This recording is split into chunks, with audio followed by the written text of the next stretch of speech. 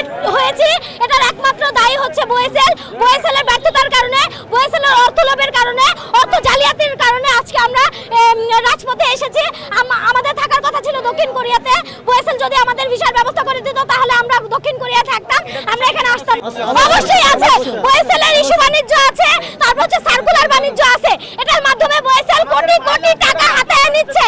এই সম্পর্কে প্রশাসন একদম নিশ্চুপ ভূমিকা পালন করছে। পিএসসি স্টুডেন্ট আমরা আসছি, আমাদেরকে যেন অটো রোস্টার করা হয় এবং দক্ষিণ কোরিয়ার ভিসার ব্যবস্থা করা হয়। 2022 সালে আমরা ভাষা পরীক্ষা দিয়েছি, তারপর ভাষা পরীক্ষায় পাশ করে আপনারা জানেন আমরা তো সব সময় বাংলা ইংরেজিতে অভ্যস্ত, আমরা তো কোরিয়ান ভাষা কখনো চর্চা করি নাই। তো 6 মাসের মধ্যে আমরা কোরিয়ান ভাষা রপ্ত করেছি, আলাদা একটা দেশের ভাষা আমরা মুখস্থ করে আমরা পরীক্ষা দিয়েছি এবং অনেক স্বচ্ছতার মাধ্যমে আমরা পরীক্ষা দিয়েছি। এখানে মেডিকেল টেস্ট দিয়েছি আমরা, মেডিকেল টেস্ট অনেক ব্যয়বহুল, কারণ বিভিন্ন সরকারি হসপিটাল থেকে আমাদেরকে মেডিকেল টেস্ট করানো হয়েছে। আমরা আজকে রোস্টার হয়েছি, তো রোস্টারের মেয়াদ থাকে 2 বছর। আমরা যে ভাষা পরীক্ষা দিয়েছি সেই সার্টিফিকেটের মেয়াদ থাকে 2 বছর।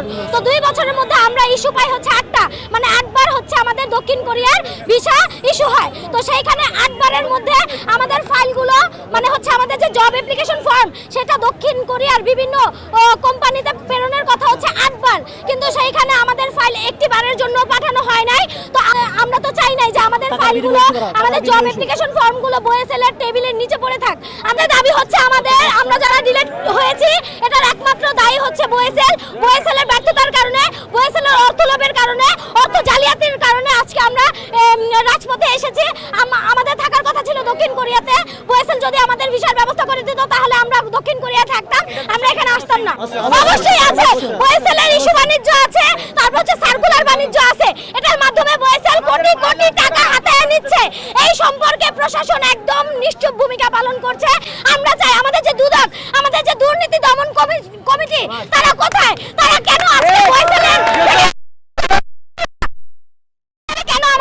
আমাদের দাবি মেনে নিচ্ছে না? আমাদের শুধু একটাই দাবি, আমাদের যে 2 বছর কাঁচা মালের মতো আমাদের মেয়াদ বেঁধে দিয়েছিল সেই সিন্ডিকেট ভাঙতে হবে, আমাদেরকে অটো রোস্টার করতে হবে। পাশাপাশি আমরা যেন কোরিয়া যেতে পারি আমাদেরকে সেটা নিশ্চিত করতে হবে, কারণ আমরা একবার পরীক্ষা দিয়ে পাশ করেছি, আমরা মেডিকেলে ফিট হয়েছি, যার কারণে আমরা দ্বিতীয়বার আমরা আর পরীক্ষা দিব না। হ্যাঁ, আমাদেরকে কোরিয়া যাওয়ার নিশ্চয়তা করতে হবে এবং আমাদের যে ফাইল আছে, আমাদের ফাইল যদি কোরিয়ার মালিকের কাছে না যায় তাহলে কোরিয়ার মালিক তো আমাদেরকে পছন্দ করবে না। হ্যাঁ, আমাদের পার্শ্ববর্তী দেশ নেপাল, ভিয়েতনাম, হ্যাঁ, এদের ফাইল এক একটা কোম্পানিতে 30-40 বার যায়, অথচ আমাদের ফাইল একটা বারের জন্য কোনো কোম্পানিতে যায়নি। আমাদের কোম্পানিতে যদি ফাইল না যায় তাহলে মালিক আমাদের কি দেখে পছন্দ করবে? তারা তো হাওয়ার উপরে আমাদেরকে ভিসা ইস্যু করাবে না, তাই না? আমরা চাই এই বোয়েসেলে যারা দালালি করে, যারা ভিসা ইস্যুর সঙ্গে জড়িত, যারা সার্কুলার বাণিজ্যের সাথে জড়িত, তাদের আইনের আওতায় আনতে। এবং আমাদেরকে 2022 সালে পরীক্ষা দিয়েছে, আমি 2022 সালের ফেব্রুয়ারি 20 তারিখে পরীক্ষা দিয়েছি। আমাদের 5000 লোক রোস্টার করা হয়েছে। এরপরে 2023 সালে ভাষা পারদর্শী দিয়ে তারা আবার 5000 লোক রোস্টার করা হয়েছে। ভিসা ইস্যুর যে যতগুলো কোটা ছিল, কিন্তু বোয়েসেল সেই কোটাগুলো পূরণ করতে পারে নাই। তারা বারবার সার্কুলার বাণিজ্য করে অনেক রোস্টার করায়।